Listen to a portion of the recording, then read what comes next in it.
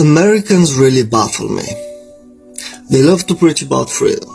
There are three things that the government hopes that you will never figure out: the patterns, the power, and the cracks. America's not failing because of Trump. You know, it's not often that I'm proud to be an American. Actually, it's hardly ever. The only few times that I find myself proud to be an American is watching American citizens protest against our government. Watching American citizens come together, put all the bullshit, all of the trivial arguments aside, and fight for the common cause. Freedom of speech, freedom of choice, freedom to bear arms, and yet somehow they are not even free to eat real food anymore. Yes, Americans believe to be free, but not anymore. Not all of them. There's a revolution going on right now on TikTok. After 10 scrolls, I could see maybe one video of an American speaking of them being tired, the system being corrupt, the system being oppressive. Americans have started speaking up. They are speaking up, and there's a movement that is growing on TikTok right now. They are educating. They are not on the road rioting. They're speaking from everywhere. Some are singing. Some are speaking from their cars, from their houses, from everywhere. They just want the message to be passed across. Guys, we are not free. We need to wake up. So as you listen to these great minds, guys, like the video for recommendation, subscribe if you're new here. I'm so excited to bring this compilation to you. Let's dive in. When I was a kid, they told me shoot for the moon. Girl, you can be anything you choose. What they failed to mention is the system is rigged to transfer wealth to the corporate pig. I think Americans believe in the system a lot more than they say they do. I think this becomes particularly clear when you think about how we consider crime in this country. Like in America, if you get pulled over by the cops, you would never try to bribe your way out of a ticket. Lots of countries around the world, that's just how it works. You get pulled over, you give the guy some cash, and hopefully he lets you leave. In America, we wouldn't even make the attempt. Not because it's wrong, but because it wouldn't work. You would just end up getting in even more trouble.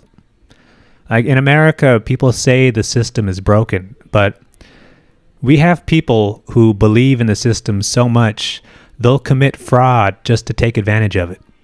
Like imagine trying to pull off a slip and fall scam in a poor country. You wouldn't do it. That's because criminals have a kind of systemic optimism that the system is going to do what it's supposed to do, that the court is going to rule according to the law and corporations are going to pay out. Because if they didn't, you wouldn't bother committing the crime. That's why it's so ironic to me when criminals steal money. Because when you're stealing money, you're not actually taking a thing, you're taking currency. So you broke the social contract to steal that money. But at some point, you're going to hand that money over to somebody else, a cashier, a landlord, whoever, and you're still expecting them to make good on their end of the deal. Because if they just took your money, then what's the point of anything? What is money at that point? Even in prison, when a criminal is surrounded by a sea of other criminals, an informal economy still pops up in which, you trade a can of sardines for some ramen or something. But you're still expecting that person to hold up their end of the deal, because if they don't, then what are we even doing? Are we even people at that point? People say the system is rigged, but it's like you wouldn't try to cheat a rigged game. You would only try to cheat if you thought you could win. And that is optimism. That is belief. Why are we following the law? Why do we have to follow the law? The President of the United States doesn't, this administration doesn't have to follow the law, but we have to keep getting in our jobs, going in our cars, being good little fucking worker bees, paying our taxes, contributing to the system. America's not failing because of Trump. It's failing because you don't want to lose your couch. You know what I think the Trump and the Republican Party are actually betting on? Not the courts, not even elections, not even the lies. I think that they're betting on you. I think that they're betting that no matter whatever happens, when push comes to shove, you're going to do what's necessary to hold on to your little bit of crumbs no matter what. Because let's be honest, people care more about their position in the hierarchy than the fact that the hierarchy even exists. You'll fight your neighbor over a parking spot, but you won't fight your government when it steals from you in broad daylight. You're mad, so you say, but you're not really mad enough to do anything. And see, they know that. They know that most people would rather hang on to the little bit of scraps that they have than risk those scraps to push back against something. That house you still paying the bank for, that car note, those clothes, that jewelry, all of that stuff keeps you in check more than any law ever could. And here's the irony. The same system that you claim is broken, you're still loyal to it. I mean, you'll complain about it, sure, but deep down, you'll obey it because you don't want to drop from the middle of the ladder to the bottom. So you'll protect it, even if that means protecting the very people that are destroying you. And that's exactly why this keeps happening. That's why they keep winning. Because the truth is this, America really isn't being destroyed from the top. It's quietly being surrendered from the bottom. So maybe the question isn't, can we come back from it, right? I think the real question is, do we even want to? Random fun fact. We subsidize the oil companies. Our tax dollars subsidize oil companies. Just food for thought, just thinking about that. Randomly, the fact that we pay all this money for gas, and we also, with our taxes, pay all this money for gas. Also, these corporations just continue to exist and continue taking more money from us. Isn't capitalism fun? Yeah, so it's like approximately $760 billion a year we pay for oil to subsidize oil companies. Us, Americans, we do that shit. Isn't that fucking stupid? Personally, my number one top pet peeve with Americans is the fact that all Americans have this disdain towards organizing and taking their time when it comes to movements. I don't know what it is about Americans that makes them so inclined to ask, if we're only doing this for a week, I'm on board with this protest. The reasons why protesting, marches, and boycotts seem like they do not work is because people give up. People love their inconvenient, oppressed lives. They love that. They love to live inconvenienced and oppressed, poor lives. Because if you didn't, y'all wouldn't be giving up in a boycott so easily. Now would you? You wouldn't be giving up in a boycott so easily that enacts and promises that there will be change, because we already know what happens with these politicians. All politicians get money from super PACs. Super PACs are owned by large corporations who have the expenses to lobby. That's how that works. It really is a 2 + 2 = 4 type of situation. But people don't know why that works. So let me walk you through all the way through it. All the way through it. Boycotts are one part of your First Amendment right. Boycotts, protesting, being able to withhold your labor, that is all a part of your First Amendment right. That is your right to free speech and free action in America, as long as it's not legal. Thank you. So when people choose to boycott, several things have to happen at the same time. If you have the money to boycott, aka the money to withhold your funds, that's cool. If you don't have money to withhold your funds, what do you need to be doing? Protesting. Where? Outside. If you're able-bodied, get a sign, stand the fuck outside, make that shit inconvenient for everybody. That's what you're supposed to be doing. If you can't do any of those three, you can't protest inside, outside, you can't protest with your dollar, what are you going to do? You're going to call your representatives. For everything to work and play out, all of these things need to happen at the same time. At the same time. Now, for all the naysayers who say that, oh, well, if you guys choose to boycott beef, we'll be able to get beef cheaper. You know who else runs sales until they can't run a sale anymore? Companies going out of business in the middle of liquidation. What needs to be happening with the leftover beef that y'all are like, we're not touching? You need to go to your churches, your mosques, your synagogues, your temples. You need to go to them and say, hey, anything here that you guys are able to get for your food kitchen, for your food bank, please get from your food bank. What you need to do, you need to call your churches, the pastors, the head of the leaders, the head of the congregation. Tell them, hey, there's a boycott going on. I really know that they're about to throw out this meat. How about you guys go get this meat? And that way you have reduced price, good quality meat that you can still use for your food bank. How do we help the farmers? What about our local farmers? You buy local. The whole point, and this is what I think you all fail to realize, is that gerrymandering is done by politicians with super PACs. Does it sound like your local farmer who is $180,000 in debt to their farm, barely surviving off the weekly farmers markets they're able to participate in? Does it sound like they'll have an extra $200,000 to give to a super PAC?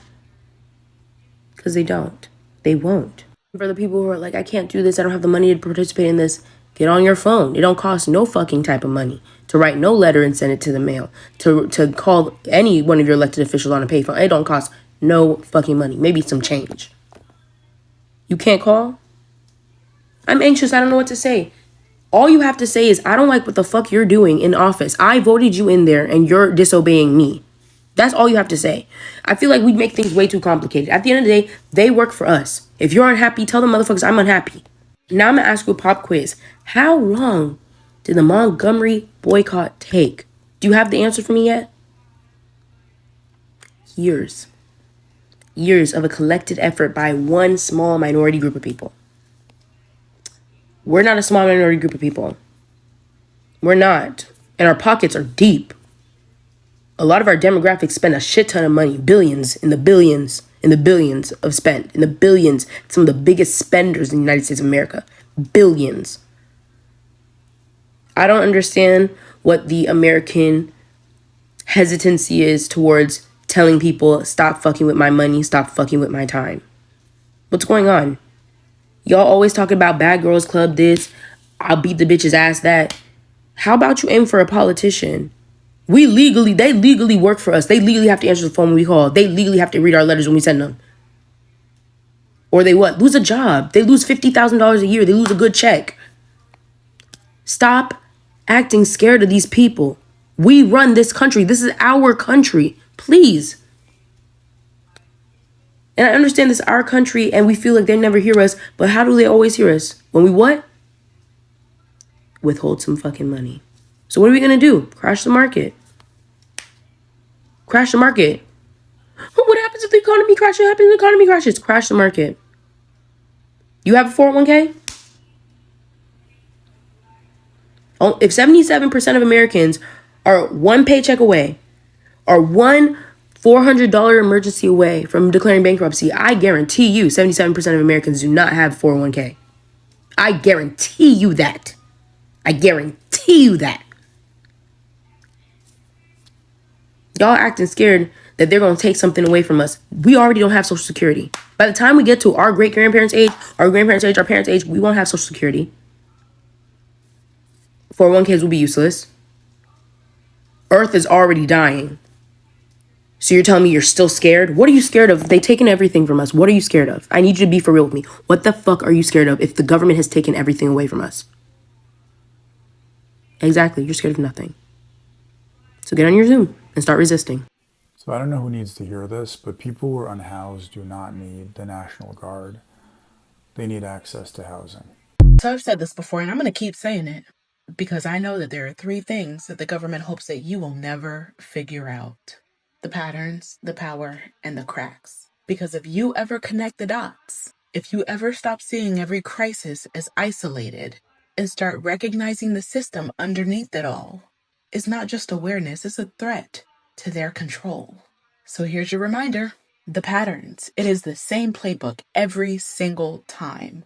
They don't invent new strategies. They just recycle the old ones, just updated for the moment. Surveillance went from wiretaps to the Patriot Act to AI facial recognition. Redlining didn't die. It became zip code-based school funding, an algorithmic lending bias. The war on drugs turned into mandatory minimums and stop and frisk policies. And now, they're rolling it all back under crime waves and border threats. They rename oppression faster than they can ever reform it. And when we do catch on, they dress it up as national security or public safety. Pattern recognition is survival. Number 2 is the power. This is why they keep us distracted. You're not powerless, you're just deliberately overwhelmed. They flood you with headlines, crisis fatigue, and fake choices. Because if people ever stopped arguing and started actually organizing, all this shit would collapse. You think they're scared of voters? No, they're scared of coordinated strikes, though. You think they care about tweets? Try mass disruption. Every time we've made real progress, labor rights, civil rights, voting rights, it only came after The system was made uncomfortable. That's why they pay influencers to sell apathy. That's why they dangle identity as a wedge. Because divided people don't demand change.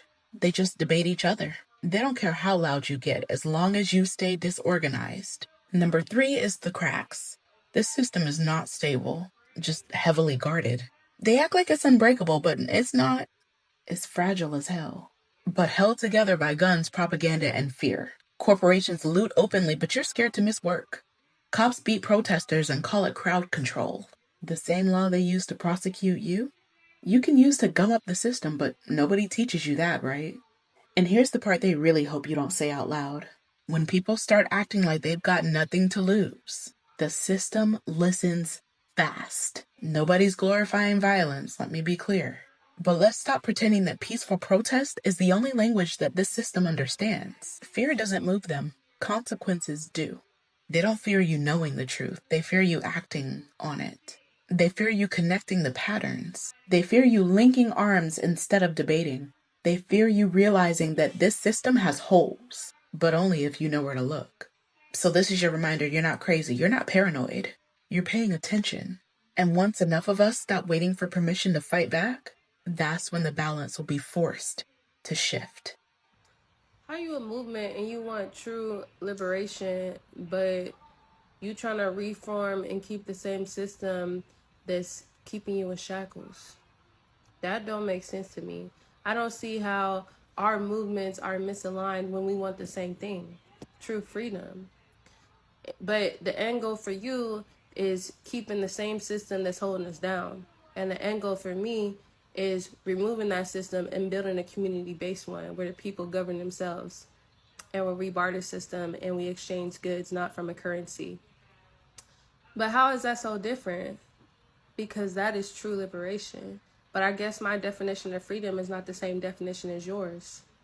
That was news to me. You want to hold the governments accountable, you want to vote, you want to act legislatively, go and do that. I want to build self-sustaining communities where people don't have to rely on the government and they can rely on each other and actually have farms instead of lawns. Like to put it in the small, tiny perspective for you to understand.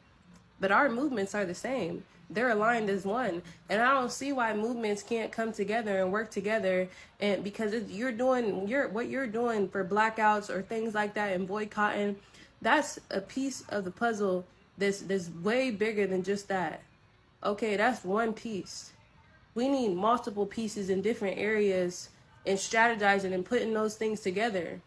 Because you can hold government officials accountable for them failing to do their job. You can do that.